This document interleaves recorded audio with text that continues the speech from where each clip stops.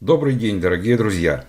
Сегодня мы с вами посмотрим на технические параметры легендарной Амель Супер Мараму 2000. Стоит сказать, что отличие технических параметров не менее легендарной Амель Супер Мараму от Амель Супер Мараму 2000 очень незначительно. И все, что будет сказано далее относительно технических параметров, справедливо для обеих лодок. Парусная яхта Амель Супер Мараму 2000 выпускалась верфью Амель с 1998 по 2006 год. Яхтенная верфь Амель – одна из немногих, кто имеет обширную страницу истории на своем сайте. Еще реже встречаются сайты, на которых есть фото основателей верфи. Есть страница на русском языке.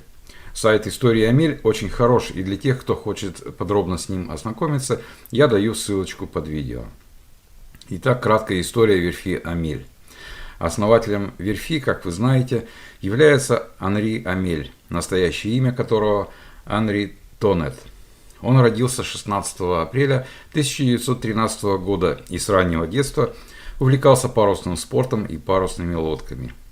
Свои первые лодки он начал строить в своей мастерской в Париже. После войны он переехал в Лион, где продолжил свою судостроительную деятельность. Верфь Амель была основана в Ля-Рошеле в 1964 году. На предприятии было более 40 работников, среди которых был конструктор Жак Карто, будущий технический директор и правая рука Амеля, ставший впоследствии генеральным директором верфи Амель. В 60-х и начале 70-х годов в цехах Ля-Рошеля были изготовлены Купа 5,25 метра, производилась с 1962 по 1968 год. Элисио 9,4 метра производилась с 1962 по 1966 год. Супер Мистраль Спорт 7,6 метра производилась с 1961 по 1972 год. Верфь стала новатором в строительстве из полиэстера. Амель изготавливала свои яхты, используя свою собственную стеклоткань, делая из пластика внутреннюю перегородку, палубу и корпус одной деталью, обеспечивая этим прекрасную водонепроницаемость и чрезвычайно прочную конструкцию. В 1968 году пожар полностью уничтожил производственные цеха, но Анри Амель строит новое производственное помещение в промышленной зоне Ля-Рошеля. Новое производство торжественно открывается в январе 1969 года. Первый кетч Амель Евро-39, длина лодки 11,75 метра, производился с 1966 по 1972 год. С 1971 по 1972 год верфь выпустила 6-метровую Герби. 1973 год. Гранд ПВА в Ля-Рошеле организован по инициативе Анри Амеля, Мишеля Дюфура, Фернана Эрве и Роже Милара, 4 конструкторов из Ля-Рошеля. В следующие годы появились новые яхты.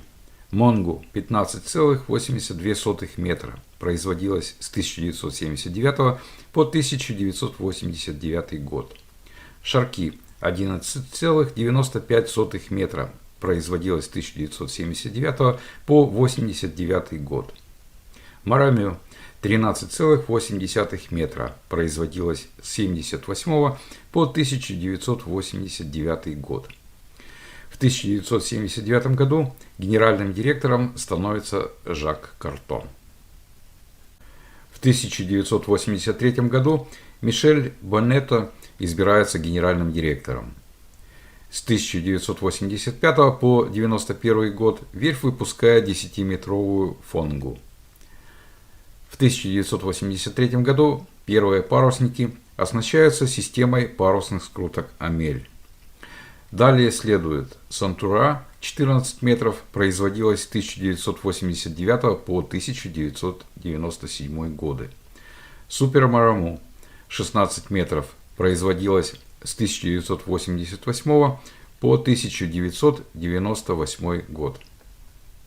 В 1988 году Жак Карто, технический директор, избирается генеральным директором вместо Мишеля Боннето. Далее Супер Мараму 2000, 16 метров, производилась с 1998 по 2006 год. 1997 году Жан-Жак Леманье, коммерческий директор, избирается генеральным директором. 2000 год. Super Maramu 2000 становится Best Boat of the Year по версии американского журнала Cruising World. 12 апреля 2005 года ушел из жизни Анри Амель. Начиная с 2005 года яхты, которые производятся верфью, не имеют больше названий ветров или островов. Они все называются Амель. Амель 54, 17,2 метра, производилась с 2005 по 2011 год. Амель 64, 19,6 метра, производилась с 2010 по 2019 год. Амель 55, 17,3 метра, производилась с 2011 по 2018 год. В январе 2014 Жан-Жак Леманье оставляет свой пост генерального директора, и его замещает Эммануэль Пужат. 2015 год. Амель 64 впервые появляется на выставке в Дюссельдорфе. 2017. Премьера яхты Амель 50 на яхтенной выставке в Каннах. 2018. Амель 50 получает награду «Лучшая европейская яхта года» в категории круизер класса люкс. 2019. Запуск на Каннском яхтенном фестивале новой модели Амель 60 длиной 18 метров. И как обычно, напоминаю, что на канале Идеальный круизер мы анализируем техпараметры разных яхт и для наглядности и лучшего понимания сравниваем их с математической моделью идеального круизера Джона Холтропа. Это дает нам возможность, опираясь на цифры, оценивать рассматриваемые модели яхт с точки зрения конструкторского замысла и сферы оптимального их использования. Итак, Амель Super Maramu 2000. Годы выпуска с 1998 по 2006. Материал корпуса и палубы Glass Reinforced Polyester, сокращенно GRP. Палуба покрыта пластиком, имитирующим тиковое покрытие. CE класс A Ocean. Тип оснастки Masted Catch. Wing Keel. Интересно, что гребной винт находится непосредственно за килем. Устройство привода гребного винта является как бы продолжением киля. Одно перо руля со скегом. Носовое подруливающее устройство в виде вертикально перемещающейся колонны. Внутренняя отделка из натурального дерева. Дизель Янмар 78 лошадиных сил. Емкости. Объем бака для воды 1000 литров. Объем топливного бака 600 литров. По цене. В данный момент на сайте Интерпаруса выставлена на продажу Амель Super Maramu 2000. 2001 года выпуска по цене 245 тысяч евро. Ссылка под видео. Всего выпущено лодок 241 единица. Итак, длина корпуса по палубе 52,49 фута. Обращаю ваше внимание на то, что размер лодки превышает значение эталона. Длина корпуса по КВЛ 41,33 фута. Ширина корпуса максимальная 15,8 фута. Осадка 6,67 фута. Водоизмещение 35 274 фунта. Площадь парусности 1280 квадратных футов. На индикаторе, как и всегда, зеленая зона – это значение, соответствующее значениям для идеального круизера. Левый зеленый флаг – минимальное значение эталона. Правый зеленый флаг – максимальное значение эталона. Прогресс отображает значение показателя на индикаторе. Цифра справа – значение показателя. Первый расчетный показатель – фактор энерговооруженности. Чем легче судно и чем больше площадь парусности, тем выше этот показатель. Для Амель Super Maramu 2000 значение фактора энерговооруженности равно 19,12. Это больше, чем у эталона. Добавим плюс к условному драйву. Следующий показатель – фактор водоизмещения. По своей сути показывает отношение водоизмещения к длине яхты с учетом коэффициентов. Значение 223,5 меньше, чем у эталона. Это значит, что для своей длины лодка легче эталонного круизера. Это тоже плюс к условному драйву. Фактор комфортности. Чем больше значение этого показателя, тем мягче и комфортнее лодка движется в море. Для Amel Super Maramo 2000 значение равно 32,9 и попадает в диапазон эталона. Это плюс к условному комфорту. Риск опрокидывания. Критическим считается значение 2 единицы. На индикаторе это значение помечено красным флажком. Значения меньше 2 единиц считаются хорошими. В нашем случае значение равно 1,78. Это очень хорошее значение, хотя и чуть-чуть больше эталонного. Плюс к условному драйву. Фактор балласта. Рассчитывается как отношение веса балласта к водоизмещению и является одним из показателей устойчивости. Значение 0,34 чуть-чуть не попадает в зеленый диапазон. Добавим плюс к условному драйву. Стройность корпуса. Рассчитывается как отношение максимальной длины корпуса к его ширине и характеризует относительную ширину корпуса. Для Amel Super Maramo 2000 значение равно 3,48. Значение соответствует эталону. Корпус умеренно стройный. Это плюс к условному комфорту. Проектная скорость корпуса. Для водоизмещающего судна зависит от длины корпуса по ватерлинии. Обычно определяется как максимальная скорость, развиваемая водоизмещающим судном при разумной мощности из расчета 2-3 лошадиные силы на тонну. В нашем случае скорость корпуса равна 8,61, что значительно больше, чем у идеального круизера, плюс к условному драйву. Фактор скорости. Для лодок со значительной парусностью и небольшим водоизмещением фактор скорости больше единицы. Для имеющих недостаточную площадь парусов или излишне тяжелых лодок он меньше единицы. Для Amel Super Maramo 2000 значение равно 1,11. Это больше, чем у эталона. Это тоже плюс к условному драйву. Момент инерции.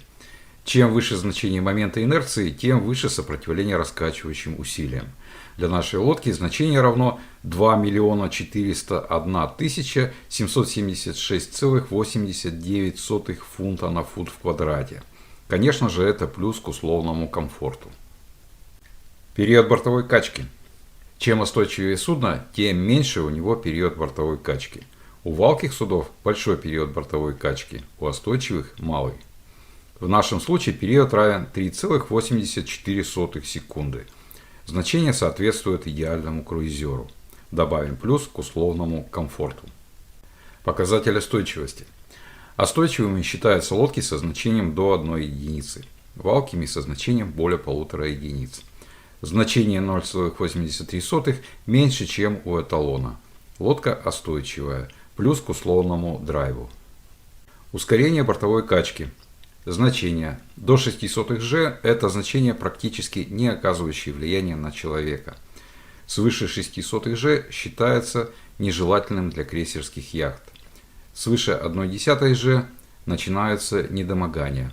Уровень свыше 0,18 G считается недопустимым. Для Amel Super Maramo 2000 значение ускорения бортовой качки равно 0,09 G.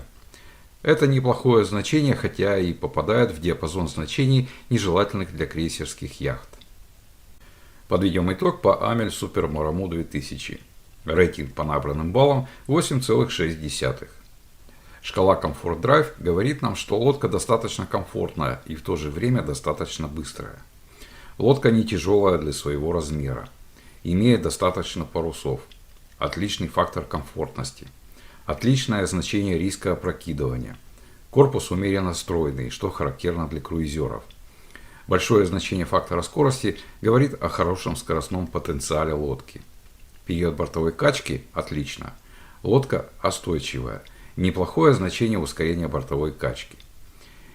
И так можно сделать вывод, что Amel Super Maramo 2000 это комфортный и достаточно быстрый круизер. В рейтинге «Идеальный круизер» Амель Супер Мараму 2000 занимает 8 место в замечательной компании Trintella 57А на 7 месте и шхуны Cherubini 48 на 9 месте. Амель Супер Мараму 2000 – это действительно не только мечта многих яхтсменов, но и замечательный круизер, проверенный временем и расстоянием. Итак, на первой странице рейтинга первое место Halber Krassi 42F Mark II, второе место Island Packet 40, третье место Trintella 4, четвертое место Sirius 40 DS Twin Kill, пятое место Cherubini 44 Catch, шестое место Nauticat 40, седьмое место Trintella 57A, восьмое место Амель Супер Мараму 2000, девятое место шхуна Cherubini 48, десятое место Halber Krassi 40C. На второй странице 11 место Garcia Exploration 45, 12 место Melody Texalon 41, 13 место Bavaria 42, 14 место Trintella 5, 15 место CNC 35 Mark 1, 16 место Nordhaven 56 MS. Напомню, что этот рейтинг показывает лишь то, насколько та или иная лодка соответствует концепции идеального круизера Джона Холтропа. Благодарю зрителя Клим Кондратьев за предложение рассказать об Амель Супер Мараму 2000. В следующем выпуске мы с вами познакомимся с верфью из Северной Каролины, которая дважды была выбрана журналом Fortune как производитель 100 лучших товаров Америки. А их яхты были представлены в журнале «Лучшие парусники мира» Ференса Матье. Не пропустите. Подписывайтесь на мой канал и не забудьте нажать на колокольчик. Если вас интересует какая-то лодка, напишите в комментариях, и я подготовлю выпуск по интересующей вас модели. Спасибо за внимание. До новых встреч на канале «Идеальный круизер».